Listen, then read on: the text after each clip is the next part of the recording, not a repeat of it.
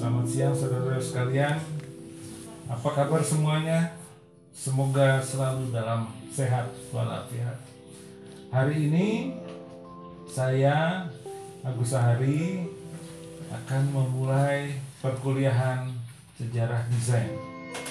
Mohon saudara-saudara dapat menyimak dengan baik dan kalau perlu saudara mencatat dan istilahnya mencari buku-buku referensi untuk menunjang perkuliahan ini secara lengkap. Selamat berkuliah dan selamat menyimak. Terima kasih. Oke, saudara-saudara sekalian, kita lanjutkan perkuliahan tentang sejarah desain. Kali ini kita akan membahas para tokoh desain modern di Indonesia. Ya, kenapa kita penting membahas para tokoh desain modern? Ya, agar kalian tahu asal-usul tokoh-tokoh penting dan pemikiran-pemikiran utama para desainer perintis. Para desainer perintis, ada yang disebut penemu atau founding father atau apa ya istilahnya. Ya pokoknya tokoh-tokoh ini jangan sampai terlupakan. Ya. Bahwa Indonesia juga punya tokoh desain modern. Nah, kita mulai dari Raden Saleh dulu ya walaupun pernah kita bahas secara singkat dulu. Peranan Raden Saleh ini penting dalam perkembangan desain untuk selanjutnya. Oke. Nah, ini nama lengkapnya Raden Saleh Syarif Bustaman. Ya, lahir di Semarang tahun 1814. Seorang pribumi yang pada masa kolonial menerima beasiswa untuk belajar ke Eropa. Dia belajar melukis, menggambar dengan teknik yang lebih maju pada pelukis Salvador dan Cruzman. Ini Raden Saleh ini berbakat, makanya dia dengan cepat bisa beradaptasi dengan keterampilan atau teknik-teknik yang sulit di Eropa. Ya, dia akhirnya pergi ke Jerman, Prancis, dan akhirnya kembali lagi ke Jawa tahun 1851. Kemudian dia membangun rumahnya sendiri yang dia desain sendiri bergaya neogotik. Dan dia dianggap sebagai orang pertama yang menggunakan cat minyak dengan teknik modern dalam lukisannya. Oke, berikutnya. Nah, ini contoh tadi rumah karya Raden Saleh. Sekarang ada di Cikini dan pernah menjadi rumah sakit Cikini. Sekarang barangkali sudah menjadi museum nih.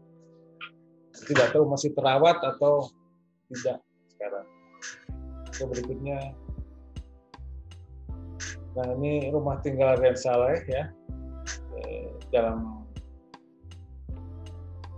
yang sudah dipugar dan diperbaiki karena sempat tidak terawat selama bertahun-tahun. Ke berikutnya. Kemudian era Kartini, ini juga tokoh yang terlupakan. Dia dikenal sebagai tokoh emansipasi dengan sejumlah penghormatan dan terbitan dari surat-suratnya yang kritis ya.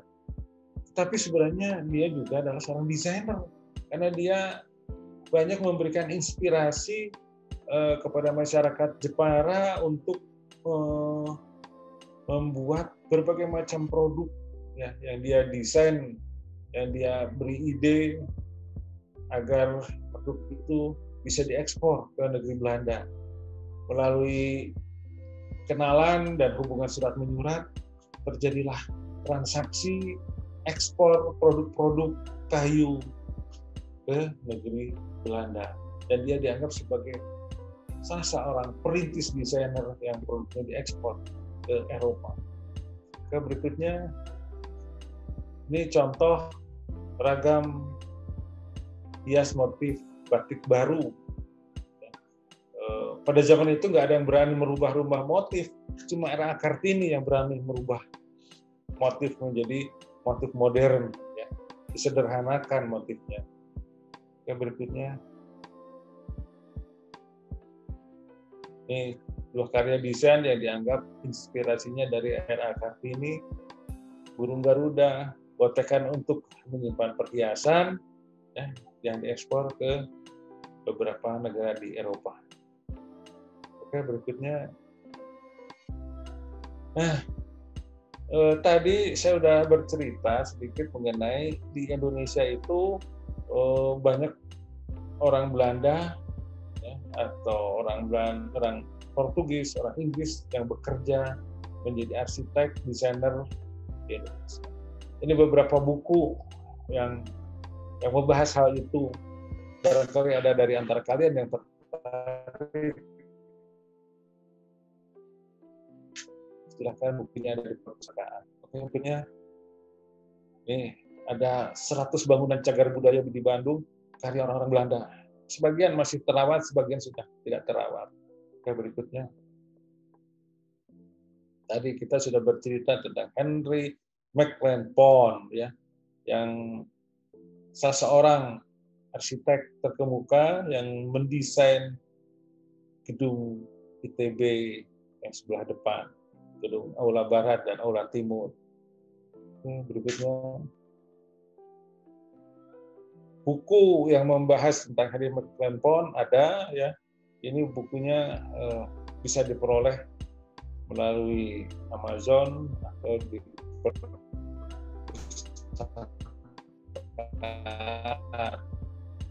kalau kalian tertarik pada karya dari Henry Maitland Pond.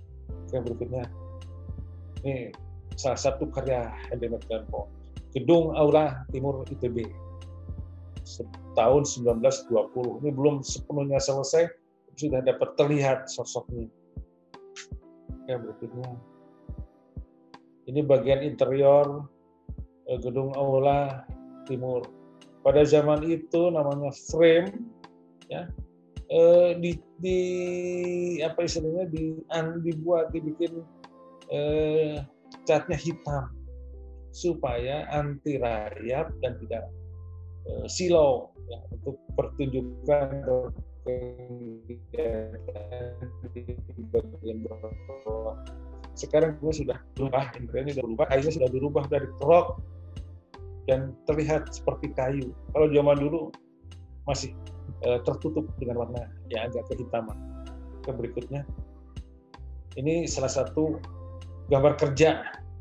Ini dibuat tahun 1919.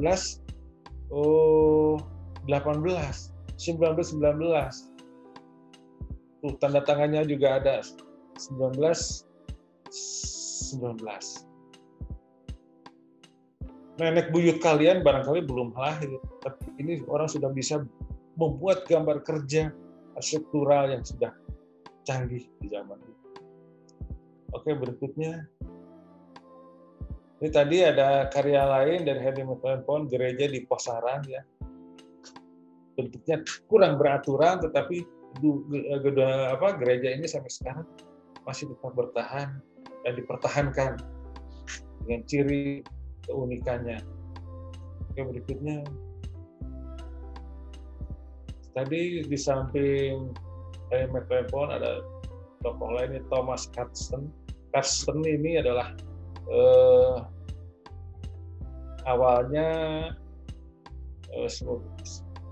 merupakan seorang arsitek yang memperjuangkan demokrasi. Dia kemudian bekerja pada Henry Maitland Pond Semarang, dan kemudian dia dikenal sebagai tokoh perencana kota-kota di Indonesia. Jadi kota-kota Bandung, Semarang, Solo, Jogja, dan segala macam itu sebagian besar ada karya pemikirannya Thomas Carston. Bahkan dia mendesain pasar pada zaman itu, karena pasar dianggap sebagai satu sentral kegiatan manusia. Itu banyak dibuat konsepnya oleh Carston. Oke, berikutnya. Ini biografi dari Thomas Karsten. Kalau kalian tertarik bisa membahas atau membaca, silakan. Yang berikutnya, ini pasar Beringharjo Yogyakarta yang didesain oleh Karsten. Oke, berikutnya pasar Johar di Semarang, karya Karsten tahun 1933, yang dianggap pasar terbaik di Asia Tenggara pada tahun itu. Pasar modern ya di zaman itu. Mungkin kalau dibandingkan dengan sekarang, pada zaman itu sangat hebat, sangat luar biasa. Satu-satunya mungkin di Indonesia. Yang berikutnya. Ini adalah kawasan Boulevard di Kota Malang, karya Karsten, dan dianggap kawasan paling indah. Nah, sekarang orang-orang kita juga banyak meniru seperti semacam ini. Kayak di Kota Baru Parahyangan, ada semacam ini dibuat mirip begitu ya. Tapi Karsten itu 70 tahun yang lalu sudah membuat. Oke, berikutnya. Nah, tadi selain Karsten juga ada Schumacher. Dan dia adalah seorang arsitek, di samping juga pelukis. Kemudian karya-karyanya yang paling utama adalah Villa Isola, ya, kemudian juga Gereja Katolik Santo Petrus di Jalan Merdeka itu yang tinggi itu, ya. Dan yang paling penting itu adalah masjid di Cipaganti. Oke, berikutnya ini buku yang bahas karya-karya Wolf Schumacher. Ini tadi gedung UPI, sekarang gedung UPI ini adalah karya monumental dari Karsten, dari Schumacher. Berikutnya, nah di samping Villa Isola ada juga gedung Majestic di Jalan Braga. Kalau Anda lewat di Jalan Braga, di Braga Pendek dekat PRFM, ada sebuah gedung bekas bioskop, yaitu gedung Majestic dulu, bioskop Majestic. Sekarang masih ada gedung ini. Ini adalah karya Schumacher, perpaduan antara tradisional dan modern. Yang berikutnya, nanti karya masjid ya Schumacher tahun 30-an. Oke. Nah, kalau kalian ke ITB ada gedung namanya Villa Merah. Sekarang jadi gedung SKD ITB di Jalan Taman Sari di pojok. Nah, itu adalah karya dari Schumacher yang sampai sekarang masih tetap berdiri. Nah, berikutnya, nah ini gereja Wito ya yang ada di Jalan Wastu Kencana. Ini juga karya Schumacher. Oke, berikutnya. Nah, di samping orang-orang Belanda yang berkarya di Indonesia, banyak juga bangsa atau para arsitek atau desainer bangsa Indonesia sendiri yang berkarya, ya, yang menginspirasi lahirnya desain modern di Indonesia. Oke, berikutnya. Salah satu yang penting adalah Soekarno, karena pendidikannya adalah teknik sipil, tapi dia bekerja di Biro Arsitektur. Kemudian dia juga membuat sejumlah konsep, misalnya patung pembebasan Irian, patung selamat datang, kemudian bangunan Konevo, dan sebagainya. Dan yang paling monumental itu adalah Gedung Wisma Nusantara. Itu sketsanya yang di sebelah kiri. Dan ini dianggap sebagai atau menginspirasi para arsitek Jepang dalam mendesain bangunan tahan gempa. Karena setelah dites bangunan ini termasuk bangunan tahan gempa. Oke, berikutnya. Buku bukan arsitek banyak yang membahas mengenai karya-karya Soekarno. Menarik untuk dibaca. Bahwa Soekarno tidak hanya seorang presiden, bukan seorang politikus saja, tapi dia juga adalah seorang arsitek dan desainer. Karena dia juga membuat karya kriya, karya grafis, bahkan kota. Ya. Oke. Terus, nah ini gedung Wisma Nusantara karya Soekarno yang legendaris yang sangat dihormati di Jepang. Berikutnya, nah ini mebel karya Soekarno. Ya. Inspirasinya kembang teratai. Ini adalah bangunan karya Soekarno di Bengkulu, masjid di Bengkulu. Ketika dia dibuang ke Bengkulu, dia sempat membuat bangunan atau arsitektur masjid. Oke, berikutnya. Nah, di samping Soekarno ada juga tokoh lain, Frederick Silaban, lahir di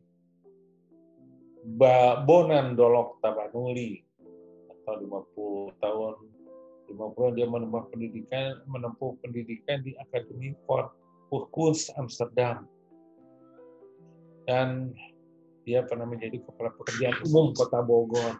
Karyanya banyak. Frederick Silaban itu selain gedung Bank Indonesia juga yang paling monumental itu adalah gedung atau Masjid Istiqlal ya di Jakarta. Itu karya Frederick Silaban. Walaupun dia seorang Katolik, tapi dia mendesain masjid yang terbesar di Indonesia pada zaman itu. Oke, berikutnya. Karya-karyanya bisa kita baca di bukunya ya, Arsitek dan Karya F. Silaban dalam konsep dan karya. Kalau kalian punya waktu, silakan baca karya-karya F. Silaban.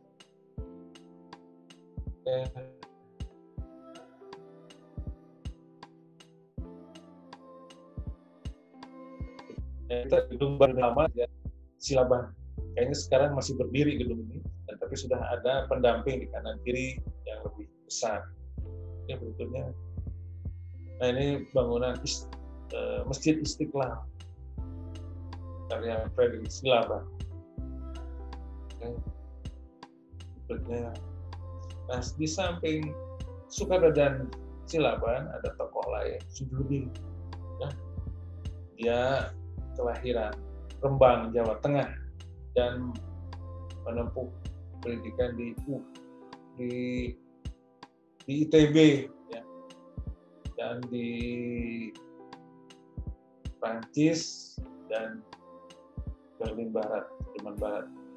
Dia mendesain ya, diantaranya adalah gedung Balai Sidang Senayan, gedung Pusat Grafika, kemudian gedung Sekretariat ASEAN, ya, dan juga mendesain juga gedung itu Koninfo ya, dengan Soekarno.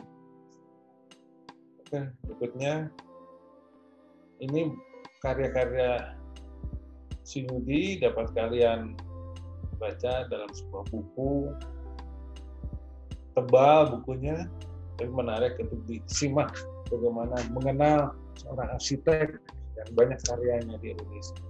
Oke, berikutnya.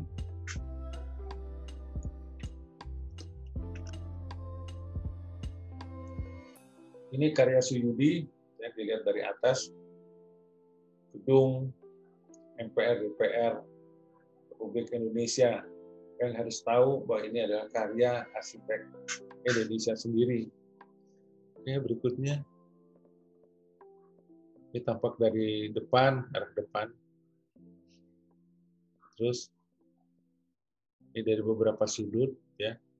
Itu di depan ada patung, di depan gedung MPR DPR patung. Itu karya seniman FSRD ITB, Bud Muchtar. Sampai sekarang masih tetap berdiri. Oke, berikutnya. Ini gedung Sekretariat ASEAN, sampai sekarang juga masih tetap berdiri. Berikutnya. Nah, di samping para arsitek, kita juga punya tokoh desainer yang lain, yaitu Nur Tanio. Nama ini di lingkungan kita, para desainer jarang disebut, karena dia mendesain secara otodidak, ya, dan tidak pernah menonjolkan diri. sebagai desainer, tidak. Dia hanya membuat dan melakukan coba. Akhirnya dia meninggal jatuh naik pesawat buatannya sendiri. Oke, berikutnya. Ini buku tentang Nurtanio bisa kalian baca di sebuah buku judulnya Nurtanio, Perintis Industri Pesawat Terbang Indonesia. Di samping Habibie, sebelumnya ada namanya Nurtanio. Oke, berikutnya. Ini karya dari Nurtanio tahun 50-an. Si Kumbang. Habibie belum beranjak besar, warga masih kuliah, Nurtanio sudah bisa membuat pesawat terbang dan dicoba di beberapa daerah di Kota Bandung. Oke, berikutnya.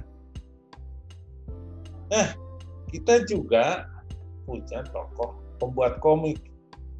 Komik itu adalah bagian dari dunia budaya visual kita. Dan kita punya sejumlah tokoh pembuat komik atau cerita bergambar. Salah satunya itu adalah R.A. Kosasih yang lahir di Bogor tahun 1919.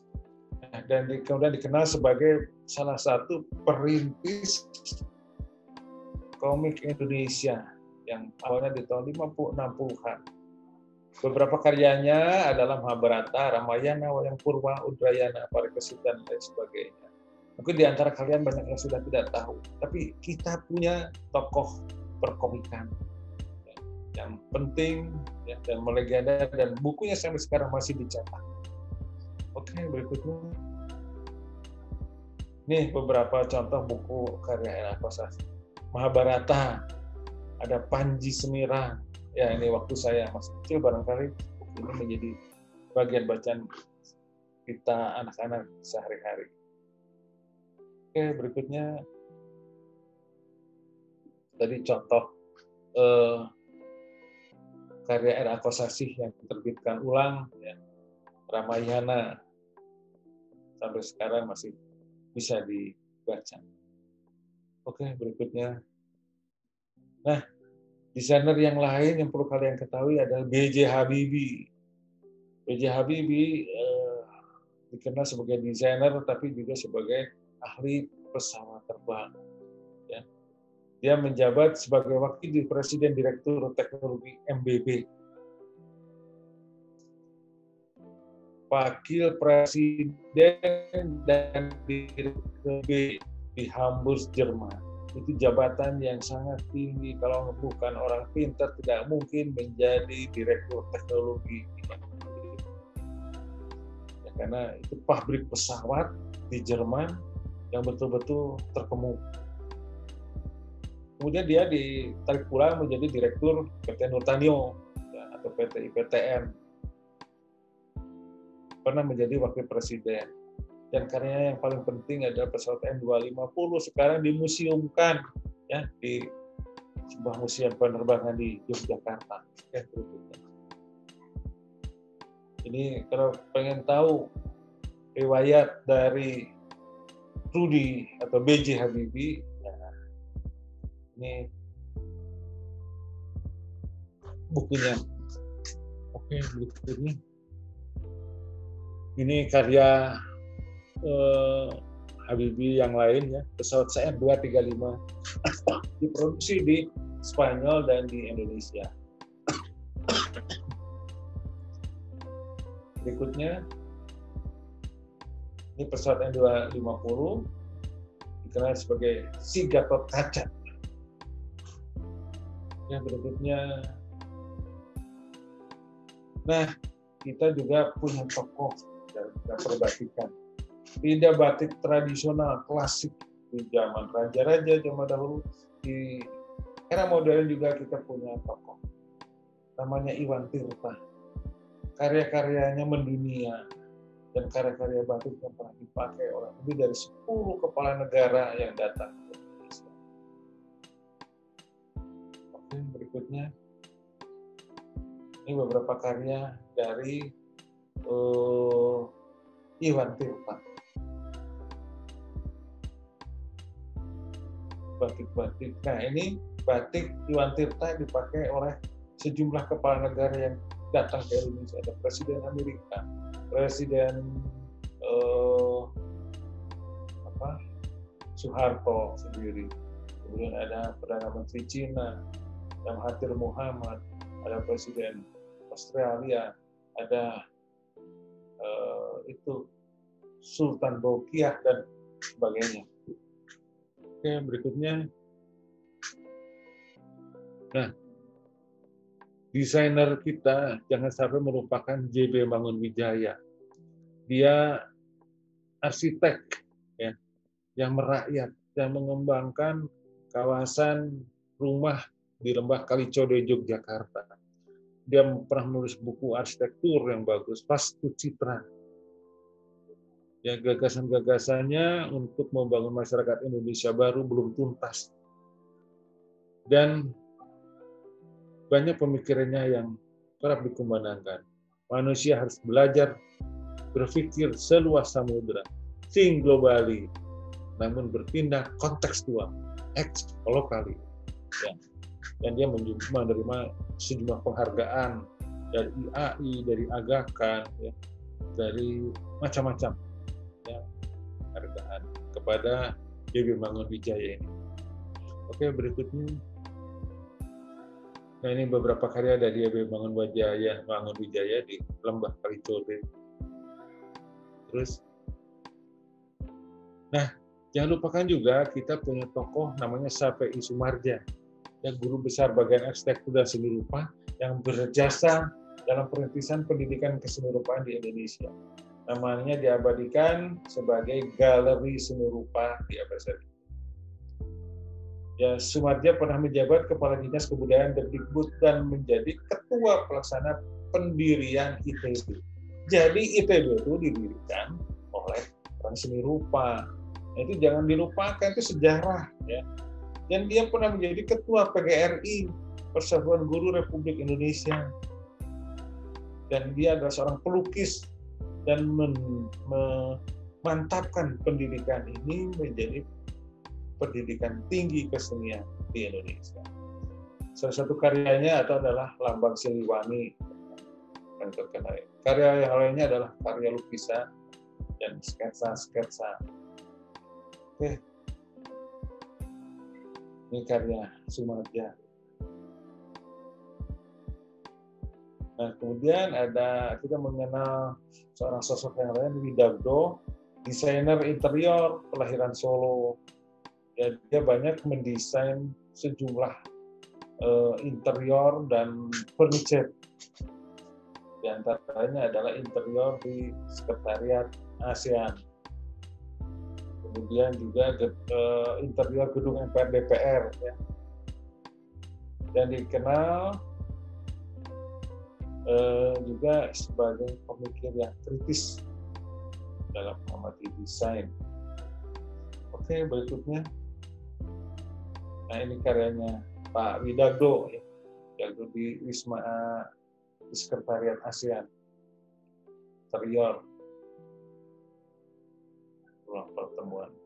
Nah, kemudian juga kita mengenal tokoh lain, tokoh desain grafis atau karikaturis tepatnya, dan ilustrator namanya Priyanto.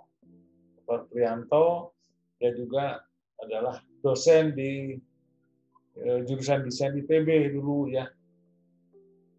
Coretannya sangat ekspresif dan khas dan selalu terbit di majalah Tempo hampir setiap minggu. Oke, berikutnya ini karya Priyanto. Ekspresif karyanya ya, unik. Oke. Siapa lagi tokoh desain nasional yang saudara ketahui? Ya, ini tugas Anda.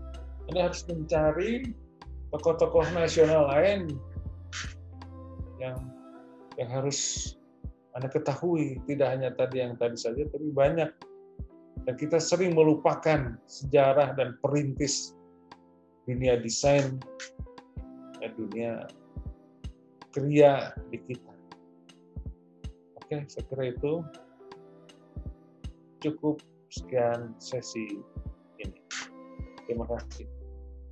Setelah Anda mengikuti perkuliahan daring sejarah desain, apa yang Anda peroleh dalam mengamati materi tersebut? Apakah Anda memperoleh wawasan baru?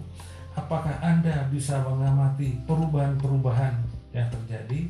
Apakah ada manfaatnya buat pengembangan desain yang Anda akan lakukan di masa yang akan datang? Jika ada pertanyaan atau hal-hal yang belum jelas mengenai materi perkuliahan, silakan Anda mengirim pertanyaan itu melalui WA ataupun MS Teams ataupun Facebook, dan saudara selalu bersemangat. Sampai jumpa pada perkuliahan berikutnya. Terima kasih.